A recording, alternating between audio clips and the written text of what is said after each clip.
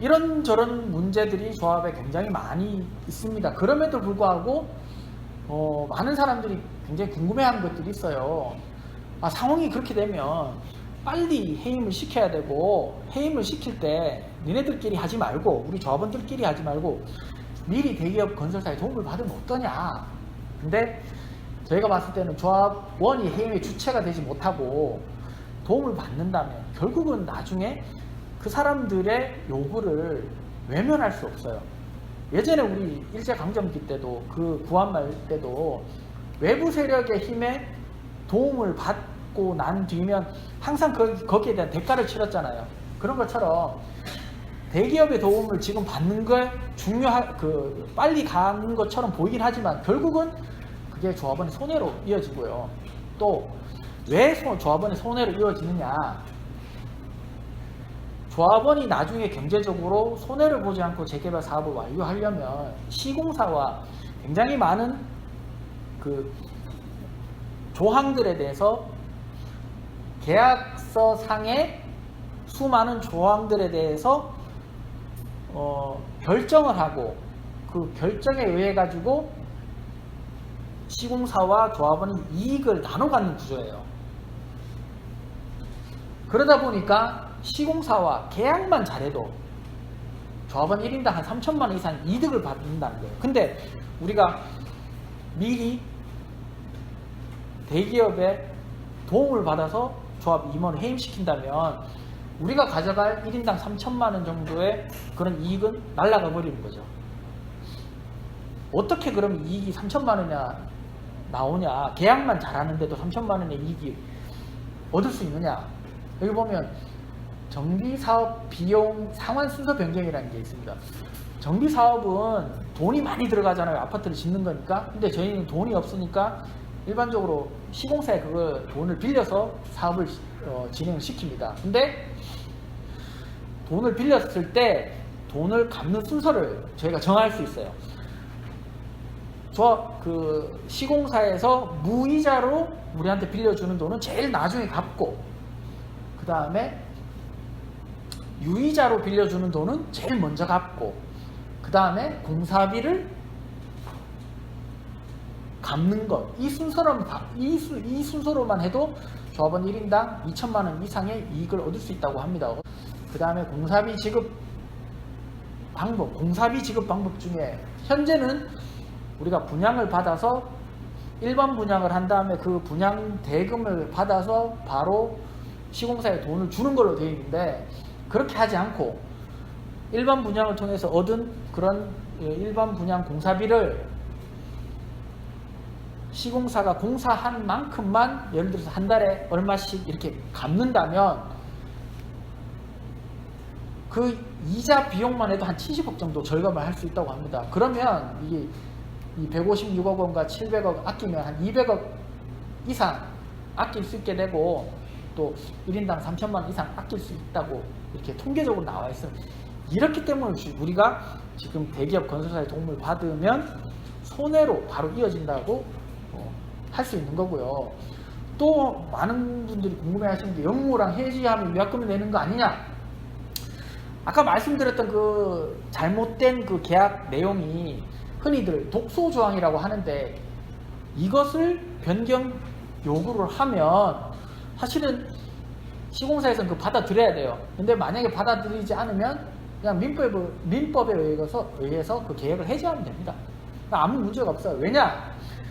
시공자는 원가 계획 공개 문제로 조합을 상대로 손해배상 청구 소송을 하지는 못해요. 가까운 예로 하가지구 시공사 2개가 시공자로 되어 있었는데 해지하고 한 2-3달 만에 현대로 이제 시공사 새로 선정을 했고요. 그다음에 더 가까운 예로 종광대고요. 예전에 이제 작은 건설사가 시공사로 있었는데 해지하고 거의 2달, 석 달 만에 이제 동부건설로 시공사 선정을 했는데, 그 과정에서 뭐 손해배상 청구 소송 없었고요. 또 만약에 한다고 마음을 먹었다 하더라도 새로 선정될 대기업 시공사에 이런 것들에 대해서 좀 우리가 맡아달라고 얘기하면 영무토건에서는 절대 대기업을 상대로 이 소송을 할 수가 없습니다. 많은 분들이 걱정하시는 게 해임을 하면 늦어지지 않느냐 이런 얘기를 하시는데, 사실 해임을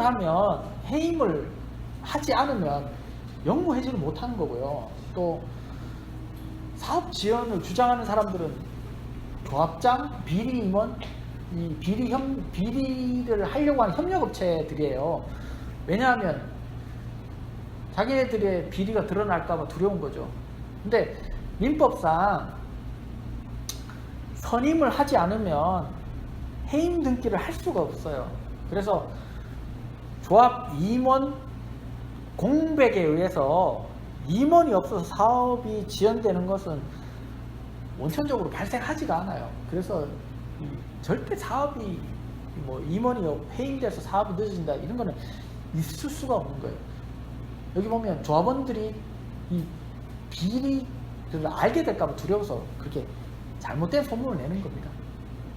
그리고 또 저희가 신속추진위원회와 같이 생각을 하시는 분들이 다른 일반 조합원들에게 많이 전화를 하는데 그거 불법이 아니냐고 하는데, 그것은 절대 불법이 아니고 투명하고 빠른 사업 추진을 위해서 조합원들끼리 이렇게 의사소통하는 것은